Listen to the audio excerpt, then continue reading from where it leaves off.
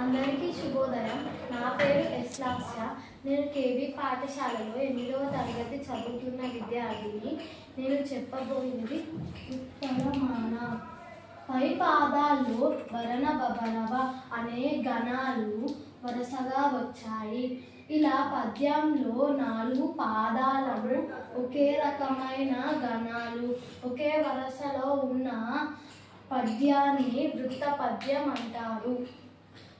యతి పద్యపాదంలోని మొదటి అక్షరాన్ని యతి అంటారు. ఈ యతి అక్షరం గాని దాని వర్ణమైత్రి అక్షరం గాని ఆ పాదాల్లో మరొక చోటు రావడాన్ని యతిమైత్రి లేదా యతి స్థానం అంటారు. పై పద్యపాదంలోని 10వ అక్షరం యతి. ప్రాస పై పద్యపాదంలోని 2వ అక్షరం 4వ పాదాల్లోనూ ఖ అనే అక్షరం వచ్చింది. ఈ పద్యంలో 2వ అక్షరం ఒకే గుణితాక్షరం రావడాన్ని ప్రాస నియమం అంటారు. పై లక్షణాల గల పద్యాన్ని ఉత్పన్నమాల పద్యం అంటారు. ఉత్పన్నమాల పద్యం లక్షణాలు. ఇది వృత్త పద్యం.